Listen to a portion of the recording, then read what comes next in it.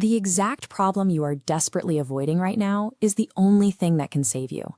Every time you run from a hard decision or a difficult conversation, the shadow of that problem grows larger and more terrifying. Modern life provides endless ways to retreat into trivialities. We hide behind the padding of busy work, knocking out superficial tasks to convince ourselves we're being productive, while the one heavy lift that actually matters remains untouched. This total lack of friction leaves us fragile. By carefully insulating ourselves from every minor discomfort, we are building a cage that keeps us weak, entirely unprepared for the real adversity that eventually arrives for everyone.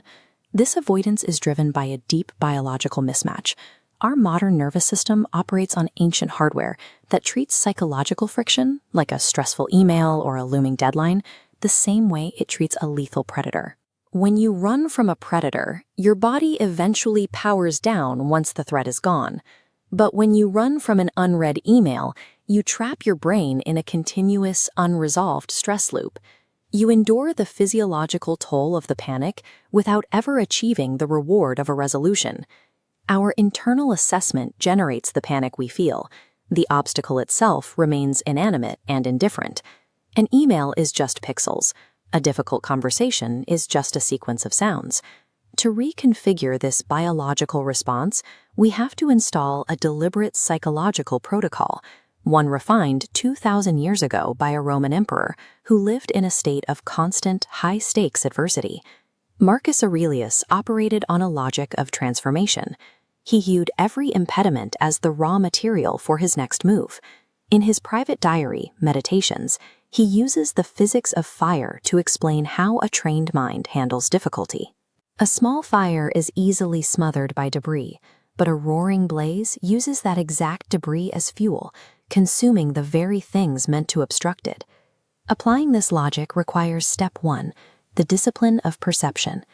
The samurai Miyamoto Musashi identified the perceiving eye, which dyes every event with fear, subjective drama, and emotional baggage. We must replace it with the observing eye. By consistently stripping away the emotional distortion, we begin to train the nervous system to treat friction as neutral data rather than a lethal threat. This shift in focus begins to starve the panic of its oxygen, effectively dismantling the biological alarm before it can lock us into a loop. With the mind steady, we move to step 2, the discipline of action. Action provides the only exit ramp for the anxiety loop. It must be highly directed and persistent, not a frantic attempt to escape, but a methodical dismantling of the problem. Consider Demosthenes, one of history's greatest orators. He was born a frail child with a speech impediment, mocked by peers for his inability to communicate. He spent years in an underground dugout he built specifically for study. To break his impediment, he practiced delivering speeches with his mouth full of pebbles and shouted lines against the roar of the ocean wind. He proved that applying focused, repeated pressure against a weakness eventually dissolves the perceived limitation. He didn't find his voice. He built it out of the very struggle that threatened to silence him. But some mountains cannot be moved. For situations that are undeniably negative and outside our control, we rely on step 3, the discipline of the will. This is internal fortitude, the quiet agency we hold when physical action is no longer an option. Abraham Lincoln endured a lifelong battle with crippling depression. It was a persistent, unchangeable internal obstacle that shadowed his entire existence. Yet, his personal suffering became a forge for his leadership. The endurance he cultivated in his own mind allowed him to maintain a steady course as the nation tore itself apart during the Civil War. Willpower manifests as the quiet resilience required to carry a burden that cannot be put down.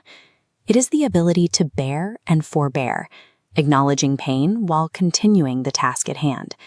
There is no permanent state of comfort. As the Haitian proverb puts it, behind mountains are more mountains.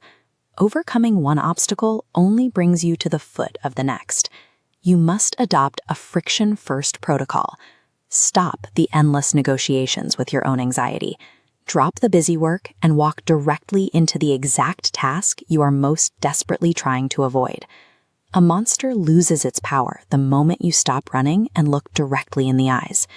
The fire you have spent your life running from is the only forge capable of building the person you are trying to become.